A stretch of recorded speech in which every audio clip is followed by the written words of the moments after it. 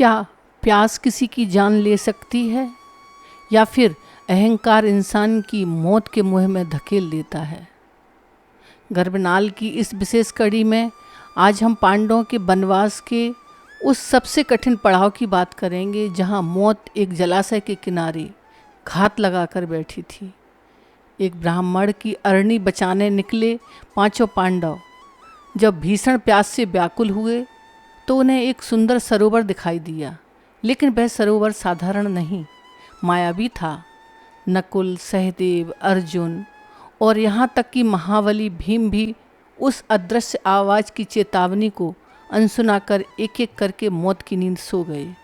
आखिर क्या थे वे प्रश्न जिन्होंने पांडवों को धराशायी कर दिया? और अब अकेले बचे युधिष्ठिर अपने भाइयों को कैसे बचाएंगे? आइए जानते हैं इस रहस्यमयी और रोमांचक अध्याय में। पांडवों के वनवास की अवधि पूरी होने को थी।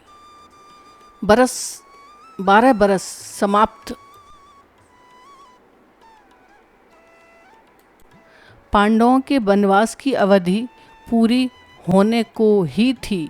12 बरस समाप्त होने में कुछ ही दिन रह गए थे। पांडवों के आश्रम के पास ही एक गरीब ब्राह्मण की झोपड़ी थी। एक दिन एक हिरण उधर से आ निकला। झोपड़ी के बाहर आरणी की लकड़ी टंगी थी।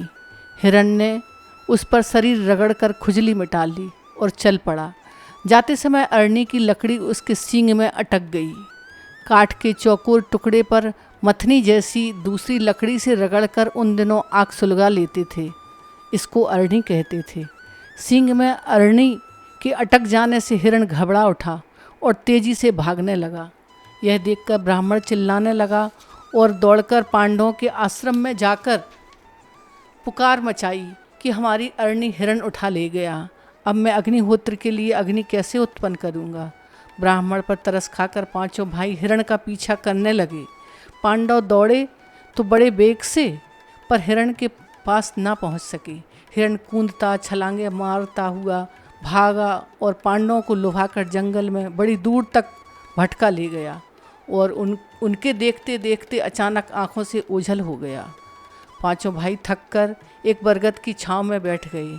प्यास के मारे सबके मुंह सूख रहे थे, लेकिन सबको एक ही चिंता थी। नकुल ने बड़े उद्विग्न भाव से युधिष्ठिर से कहा, हमारे लिए यह कैसी लज्जा की बात है कि इस ब्राह्मण का इतना सा भी काम हमसे ना हो सका। नकुल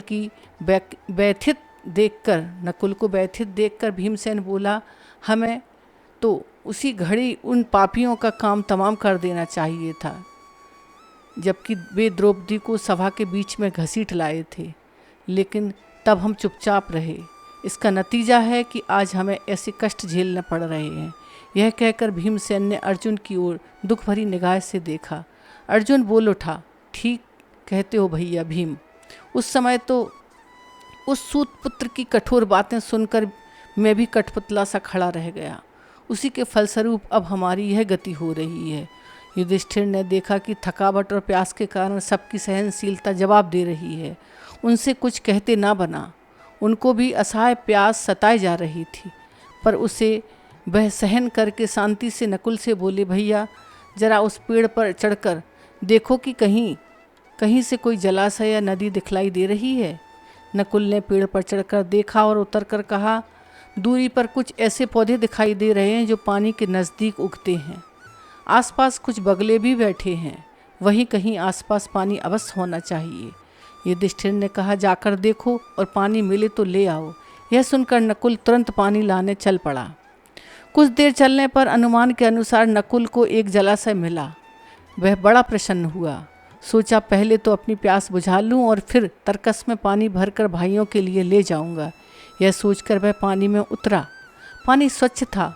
उसने दोनों हाथों की अंजुली में पानी लिया और उसे पीना चाहता ही था कि इतने में यह आवाज़ आई, माद्री के पुत्र, दुस्साहस ना करो। यह जलाशय मेरे अधीन है। पहले मेरे प्रश्नों का उत्तर दो, फिर पानी पियो। नकुल चौंक पड़ा, पर उसे प्यास इतनी तेज लगी थी कि उसे बाणी की परवाह ना करके अंजुली से पानी पी लिया। पानी पीकर किनारे पर चढ़ते ही उसे कुछ चक्कर सा आया और वह गिर पड़ा। बड़ी देर तक नकुल के ना लौटने पर युधिष्ठिर चिंतित हुए और सहदेव को भेजा। सहदेव जलाशय के नज़दीक पहुंचा तो नकुल को ज़मीन पर पड़ा देखा। उसने सोचा कि हो ना हो किसी ने भाई को मार डाला, पर उसे भी प्यास इतनी तेज़ लगी थी कि वह ज़्यादा कुछ सोच ना पाया। पानी पीने के लिए वह जलाशय में उतरा। वह पानी पीने को था ही कि पहले जैसी वाणी सुनाई दी, सहदेव यह मेरा जलाशय है, मेरे प्रश्नों का जवाब देने के बाद ही तुम पानी पी सकते हो। सहदेव भी प्यास के मारे इतना व्याकुल हो रहा था कि उसने वाणी की चेतावनी पर ध्यान न देते हुए पानी पी लिया और किनारे पर चढ़ते चढ़ते अचेत होकर नकुल के पास ही गिर गया। जब सहदेव भी बहुत देर तक न लौटा तो युधिष्ठिर घबराकर अर्जुन से बोले, अर्जुन, दोनों भाई पानी लेने गए थे, अब तक क्यों नहीं लौटे? जाकर देखो तो उनके पास कोई दुर्घटना तो नहीं हो गई, और लौटते समय तरकस में पानी भी लेते आना। अर्जुन बड़ी तेजी से चला। तालाब के किनारे पर दोनों भाइयों को मृत पड़े देखा तो चौंक पड़ा। उसे अचरज हो रहा था और दुख भी। वह नहीं समझ पाया कि इनकी मृत्यु का कारण क्या है। यह सोचते हुए अर्जुन भी पानी पीने के लिए जलाशय में उतरा। इतने में वही वाणी सुनाई दी, अर्जुन, मेरे प्रश्नों का उत्तर देने के बाद ही प्यास बुझा सकते हो। यह तालाब मेरा है, मेरी बात न मानोगे तो तुम्हारी भी वही गति होगी जो तुम्हारे इन दो भाइयों की हुई है। अभिमानी अर्जुन यह सुनकर गुस्से से भर गया। धनुष तान कर ललकारा, कौन हो तुम? सामने आकर कहो, नहीं तो यह लो, इन्हीं बाणों से तुम्हारे प्राण पखेरु उड़ा देता हूँ। बात खत्म भी ना हो पाई कि अर्जुन ने शब्दभेदी बाण छोड़ने शुरू कर दिए। जिधर से आवाज़ सुनाई देती उसी ओर निशाना लगाकर वह तीर चलाता रहा, किंतु उन बाणों का कोई भी असर ना हुआ। जरा सी देर में फिर आवाज़ आई, तुम्हारे बाण मुझे छू तक नहीं सकते। मैं फिर से कह देता हूँ कि मेरे प्रश्नों का उत्तर दो और फिर पानी पियो, नहीं तो तुम्हारी मृत्यु निश्चित है। अपने बाणों को बेकार होते देख अर्जुन के क्रोध की सीमा ना रही। उसने सोचा कि यहाँ तो बड़ी ज़बरदस्त लड़ाई लड़नी होगी। इससे पहले मैं अपनी प्यास बुझा लेता हूँ, फिर लड़ लूँगा। यह सोचकर अर्जुन ने जलाशय में उतरकर पानी पी लिया और किनारे आते आते चारों खाने चित्त होकर गिर पड़ा। उधर तीनों भाइयों के बाढ़ जोहते जोहते युधिष्ठिर बड़े व्याकुल हो उठे। भीमसेन से चिंतित होकर स्वर में कहा, भैया भीमसेन, देखो तो अर्जुन भी नहीं लौटा, जरा तुम ही जाकर तलाश करो तीनों भाइयों का क्या हो गया, तीनों भाइयों को क्या हो गया। लौटती बार पानी भी भर लाना, प्यास सही नहीं जा रही है, समय हमारे विपरीत ही मालूम होता है, जरा होशियारी से जाना भाई, तुम्हारा कल्याण हो। युधिष्ठिर की आज्ञा पाकर भीमसेन तेजी से जलाशय की ओर गया।